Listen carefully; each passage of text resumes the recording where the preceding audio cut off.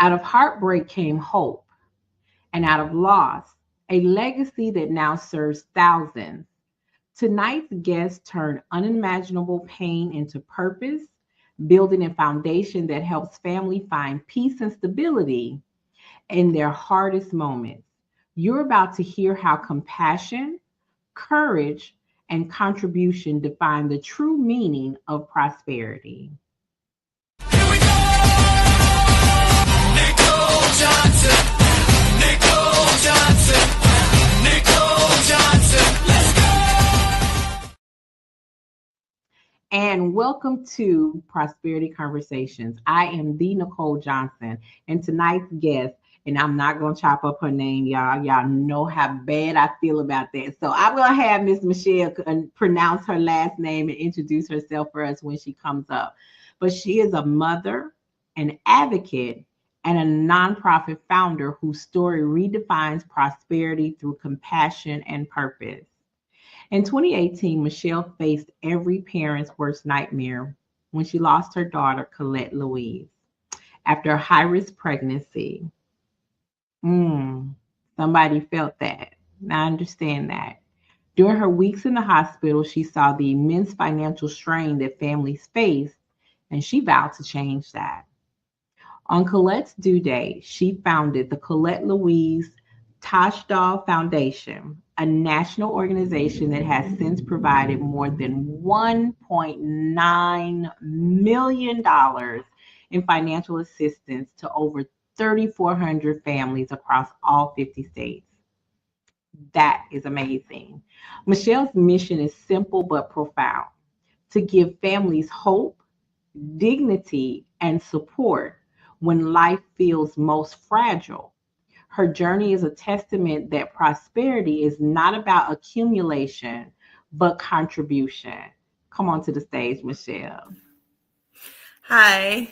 Hey, Michelle, how are you? I'm good. Thank you so much for having me. Good. You listen, do me a favor. Tell the audience your name. So it's Michelle Valiukenas. Yes, Michelle Valiukenas. Now, when I hear it, I can repeat it. Yeah, no, totally understand. This is amazing. I am absolutely amazed by what started out the way it did and what it's turned to. I am so, Michelle, can I tell you I'm proud of you? Oh, thank you. I'm proud of you because there are some tragedies that people experience. Right. And they go in a totally different direction: depression, suicide, and it seems to be something more common, right? Mm-hmm.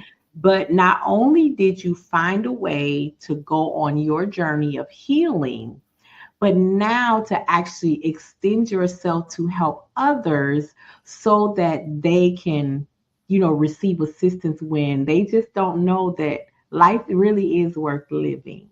Okay. Right. So I really, really appreciate that. It's powerful. And when we start talking about turning pain into purpose, what I'd like to do is start where we always start. What does the word prosperity mean to you personally? I think for me personally, prosperity is about how you are giving back into the world and how you are sharing what you have, right? So, we hear the term privilege battered around a lot these days, right? Mm-hmm. We all have some sort of privilege, okay? Right? Some of us have more privileges than the others and all this. And it's really being, I think, in touch with what are your privileges, what are your strengths, what are the things that you can do, and then how can you help somebody who doesn't have those? Yeah. And that was very much why, for me, starting the foundation was very important. I'm very privileged. I was in a financial state that I could actually afford to be in the hospital and not be worried about if I was going to be able to put food on the table and if our mortgage was going to get paid and all of that. And I knew that that was a privilege. And so it was like, what can I do with that? Knowing that, what can I do with that? And I think that's really prosperity, is saying what I have, we're going to spread. And that's all over the place, right? So, from people who aren't, getting much money to all the way up to billionaires, right? Right. Well, I'll defer and say, I'm just going to allow for billionaires to be there, even though I have a problem with billionaires in this society. But it's really just saying, here's the things I have. right? Right. Look at the Right. things I can do, right? I can speak the Mhm. language. I can, I know how to cook. I can share food. I can, whatever that Mhm. might be. I think we all have that. And so to Right. me, I've always felt this need of like part of our journey as humans is to be figuring out how we're giving to others. And that's part of my whole thing. And I think that's the prosperity is like we all have prosperity. It doesn't have to always be financial. We all have things that we can give back to those who may not have what we have. Oh, that's amazing. Even when I thought about, what do you want to be when you grow up, Right. right? And my goal was to be an attorney. And it wasn't because the profession was so esteemed. I was really repelled by those who, I'm a lawyer. So, and I'm a recovering attorney over here, so I totally understand what you're I saying. read that. Yeah. My goal was to be that voice for Mhm. people who could not speak for themselves. Right. And it didn't take all of that arrogance and condescending attitude that people had, men and women alike, Right. because your profession is so astute. It doesn't matter, Right. because if you are positioning yourself when you know something more than others and you have a skill set that others could benefit from and you're not using it to help others. There's some other words that I have for you, but we're gonna Right. keep it clean over here. So Yeah. I appreciate when people have that value system on, I'm not just speaking for myself, I'm speaking for someone who doesn't have a voice, or they Mhm. have a voice and they don't know how to use it. So Right. I really, really do appreciate it. It was what made me say, yes, she has to come and be a part of the prosperity conversation. And so when I think about your story in dealing with the loss, Mhm. right? So powerful that you have changed that. You transform that pain into not only your purpose, but your purpose into other people's, Mhm. right? Yeah. To help them. So do me a favor, tell me about the defining moment when your foundation was first born. Yeah. So I was hospitalized at 21 weeks unexpectedly with severe preeclampsia. Um, at the time, I had no warning signs. Some intuition told me to go to the OB, and that's what sort of had, led to Mhm. everything. And I was in the hospital and told I would be there until I delivered. And so, like, I like to give the context of what that looks like. I was admitted the night of May 8th, and my due date was September 7th. So, that I feel like always, you can Yes, count that numbers of brings weeks, it but home. that kind of like Right, really, right. Numbers um, matter. right. And so, to have everything turned upside down, right? And Yeah. all the worries and, everything from the most serious, like, am I going to survive this? What does this mean? Down to the mundane of like, we don't have a car seat, like all those kinds of things, or, we don't have a crib, right? Not recognizing all the other things that need to happen in the meantime. But once I was in the hospital a day or two, one of the things that I realized was with all that list of worries, and there was a lot of them, the one Mhm. thing that was not on that list, and I did not need to put on my list, was the financial piece. And that Mhm. really was something that, yes, I was so thankful that I didn't have to do that. But I also very quickly realized that was not something most people could say. That's right. And, and then as I would hear from friends who would visit, who would text, who would call, I would think about them.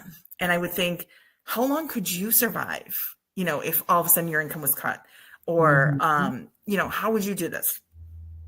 And I really kept thinking this. And I was thinking, my friends were all in a pretty good financial state. And Mhm. for me to sit there and say that, what about all the people, right? And I worked with clients who were very low income.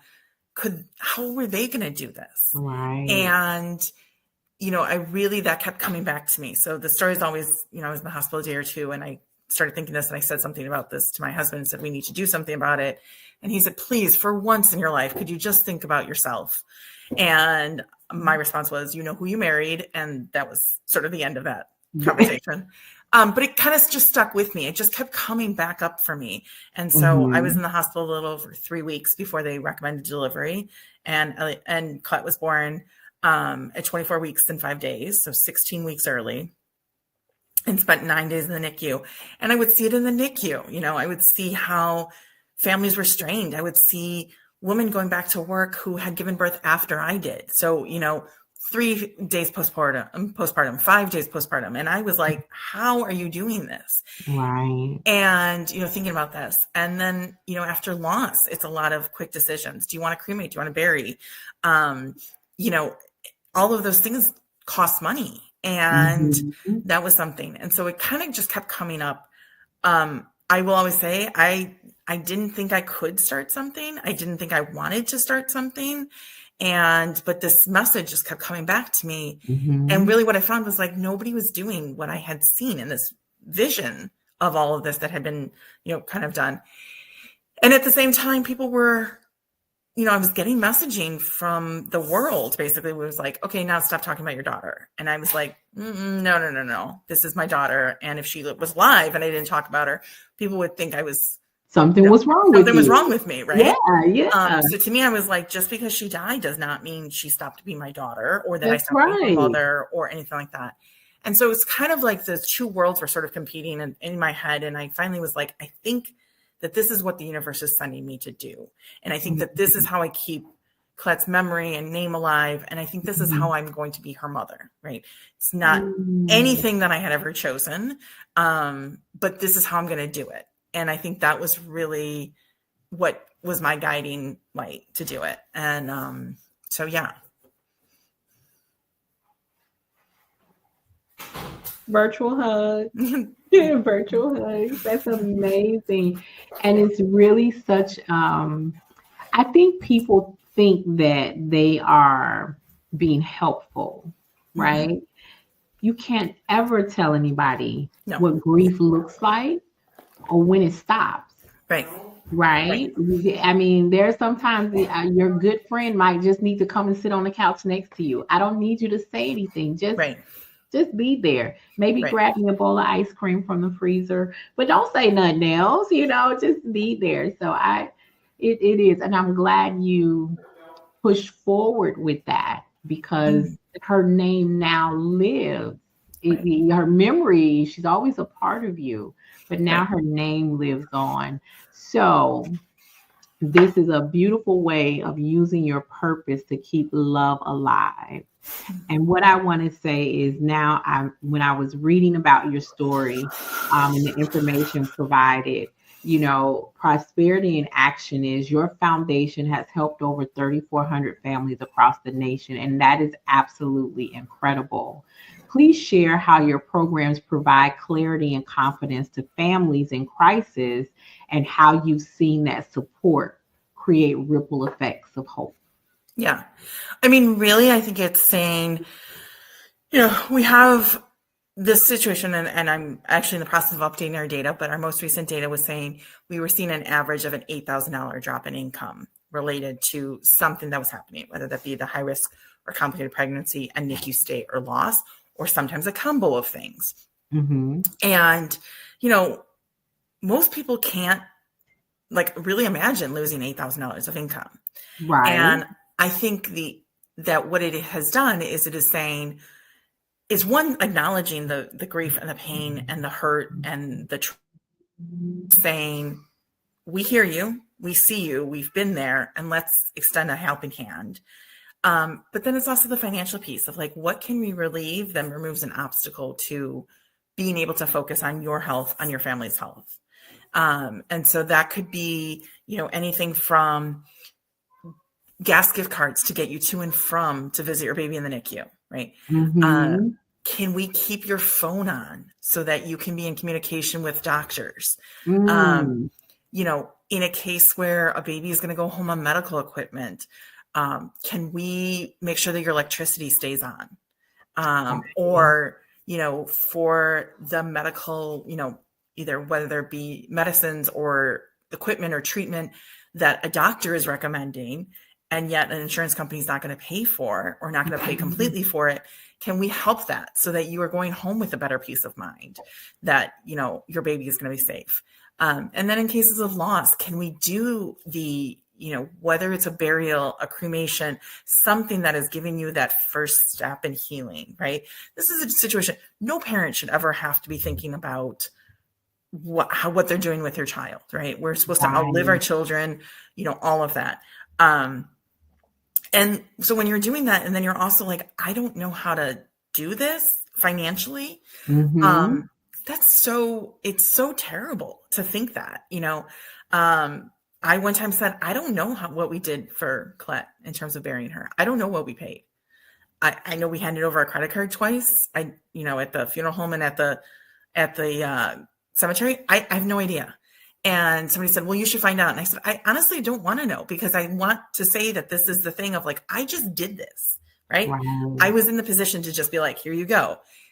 And that was one less thing that I had challenged me in the grief, Right. in the grieving process. Right. And so what is it that we can do to kind of take one thing, or more than one thing, if possible, off of that plate and give that little bit of relief and that little bit of ability to say, okay, now I can focus on my child, or I can focus on myself or my partner, or whatever that might be, depending on the situation. And so that's really, what we're trying to do, is to say, let's do this. And I think also, at the same time, is let's try to get to some equity in this system that is sorely lacking equity, and say, just because you're in this economic bracket, or just because you live in this one place or something, how can we make it, and I mean, making it equitable is such a bigger piece, right? But here's this little piece of how we're trying to remove some of those barriers to achieve, hopefully, that equity at some point. And so that's really what I'm doing. I think the ripple effects is, it's so hard to say this, but it's, what we hear a lot of times is we hear from families who, yes, appreciate the money, and they explain what that did, and the, I got to go see my child more regularly. I was less stressed, all of that. Right. And we can talk about, there's research saying that parents who are involved in NICU care, babies do better, parents do better. So we can say that, we can cite all those kinds of things, but I think it's also just being heard by somebody who's been through it. A hallmark of our program, and something that I want to keep for as long as, humanly possible, is my husband and I sit down and review every application. And so we are reading it, and we're reading it through the lenses of people who have been parents in all of those situations, right? The pregnancy that something happens and it causes, it's no longer, the normal pregnancy, whatever that, really means, but something has happened, had a child in the NICU and known what that looks like, and lost a child and known what that looks like. And I think that is something we're coming with it from a lens that not a lot of other organizations could say that. But it's like, we understand those nuances. And I think that's really important. And I think it's giving people, to see there's people on the other side who have lived this, who have survived this. And you can too. Because when you're in the thick of trauma, you don't think, first of all, you think you're the only person that's ever happened to. Nobody else has gone through this. And so realize, there are other people who have. A, and B, there are people who survived after it. And I think that that's such an important piece. And I really like, more so than the, I paid my electric bill messages. I like those messages because I think they're so powerful to just say somebody else went through this and came out and is surviving and is living with it. And so maybe I can too. Right. It's that beacon of hope that you are, that you're giving them. And what comes to me is that you're not just giving families relief, you're actually helping them establish some sort of control. Because when things happen like that, you're all out of control. You're all out of whack. You're going in so many different directions. You don't know up from down, left from right. But this is giving them the chance to actually not only have some support, but allow them to make these decisions with dignity. And I absolutely love that, because that is another definition of prosperity, financial empowerment, just really helping people to keep their wits about themselves. And I love that. My son was in a NICU for some time, not very long, but there was several trips back and forth seeing a cardiologist, and that lasted for well over a year. So I know the stress of not knowing, you Right. know, what is going to happen. When is the doctor coming back? And then you got a partner here, you know, my husband is sitting there. He doesn't know head from a hole in the wall, and Right. I don't have time to stress about your stress because my stress is for this baby. You know, so just Right. all kinds of things, Right. and you know, you go in different directions, and so Yeah. I And love I think what you there's so much do. in those things. There's so much noise coming at you. I don't think people Oh, realize how absolutely, much there yes. is, right? And, you know, yes, there's one thing in the NICU. I mean, I always say, like, walking into a NICU is a sensory overload for anybody, Mm-hmm. let alone Mm-hmm. if you're in trauma and your child is there. It's just a sensory overload. But it's also just, you're hearing doctors, you're hearing this. There's so much noise going on and so many things inside your own head, and you're hearing all this stuff. And it's like, that's what I want to try is really is like, how can we break through and give you like a moment of quiet Peace. and a moment Yes, of like peace? yes, yes, Because those are yes, so hard to come by, those yes, moments. yes, And, you know, what does that look like? And how can we get you to that point? yeah. And so that's something I really hope we do, because it's something we Yeah, don't I think can about enough. only imagine that you do, and I love it. I'm hoping that after this we can have a conversation about you telling more of your story, Yep. sharing more of what you do at our prosperity fair in April. But I'll Yes. get you more details about that. What you said so far is aligning with the prosperity movement. Okay.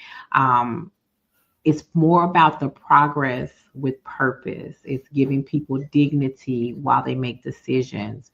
So, what I want to ask you is, for the person who is watching right now, who may be walking through loss or grief and wondering if they'll ever find joy or purpose again, what would you say to them? I would say you will. It's going to be hard. It's going to be different. Mhm. I sort of akin to the vision I have of like grief is like, it's sort of that, like the parrot that sits on your shoulder, you know, in some things. Mhm. It's like Mhm. always there, right? It's always Mhm. there. It's part of you from now on. And it's going to change you. You are not the same person you were before you experienced that. Like, that's Right. just, you know, I always share the story of, I kept waiting to just go back to the person I was. And Mhm. a family friend who had lost a child 20 some years before one time said to me, you know, this was in the first year or so after loss, said, there are times still when I'm in the car and I just start crying for no reason. Mhm. Mhm. And like, yeah, that was overwhelming to be like, in 20 years, what? But it also was very freeing, because it was like, so I'm not waiting for this magic thing to come back. I'm just going to live my Right. life from now on. Right. You know, it's one step at a time. It's one day at a time. It's acknowledging your feelings. It's knowing that you're not going to live in what you feel in the immediacy or what you feel at a year later. You're not going to live in that permanently. Right. Life is going to keep going, and you're going to figure out how to adapt to a new normal. Mm. And you're going to laugh, and you're going to have fun, and you're going to have joy, and you're also going to have sadness. Mhm. And, you know, I think about this all the time.